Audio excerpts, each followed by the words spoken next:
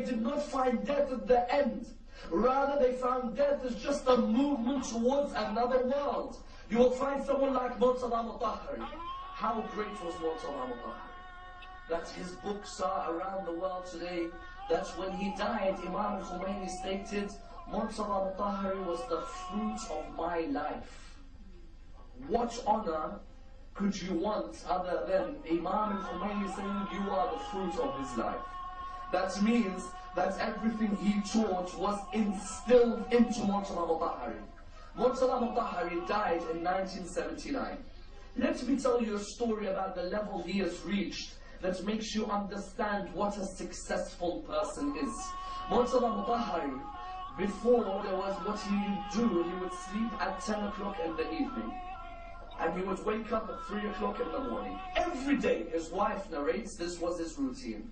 Go to sleep at 10, wake up at 3. When he wakes up at 3, he would pray Salat al-Layl, and then after that he would pray Salat al-Fajr, and then he would continue to do his studies until the next day, 10 o'clock in the evening, he'd be back asleep again. She said, one night I woke up, and I saw him looking outside the window at midnight. She says, in all our years together, he had never woken up at midnight. Always 10 to 3, 10 to 3, 10 to 3. This time at midnight, Motahhari is awake. She says, I'm wondering, why is he awake at midnight? So she says, I looked at him and I said, my husband, how comes you are awake now? Never have you woken up at this time. He said, I had the strangest dream. What dream did you see? He said, we were in the Prophet's mosque, me and Imam al-Khomeini. We were sitting down in the Prophet's mosque, and the Prophet called me over. When Imam al-Khomeini stood up, he said to him, Imam, you wait, but Murtaba, you come with me. He said, I'm wondering, why would Rasulullah call me over? What have I done? His wife says, the next day, Motahhari was assassinated. And you notice that before his assassination, before his martyrdom, Rasulullah is the one who is inviting him towards where he is going. And that's why the people of Iraq and the people of Lebanon have particular leaders who they hold in high esteem. People like Sayyid Muhammad Baqir Salam, because of his success. In Lebanon, someone like Sayyid Abbas al-Moussawi.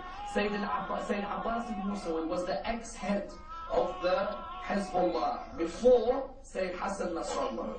Abbas al-Moussawi, he was martyred when they destroyed, if you remember, about 10 odd years ago, 15 years ago maybe now, when they destroyed his car.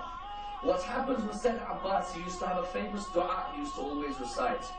He used to say, Ya Allah, let me die as a martyr, but please, when I die as a martyr, let every piece of my body feel the pain of martyrdom. So what? He would rather feel the pain now than the pain of punishment later on. Let every limb in my body feel the pain of punishment. So what happened was, Sayyid Abbas al-Moussawi, they exploded his car. His father narrates a few years ago, he says, I had a dream. They asked him, have you ever seen your son since he got killed? He said, I saw my son only once in a dream.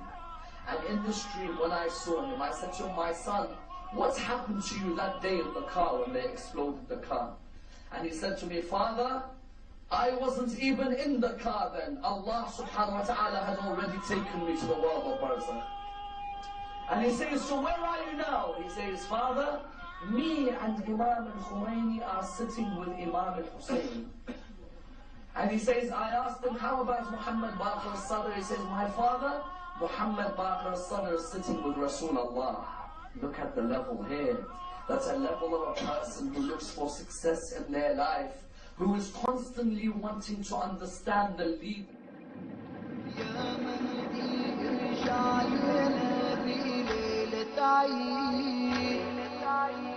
خلينا نبارك أكثر نفرح ونزيد يا مهدي ارجع لنا ليلة عيد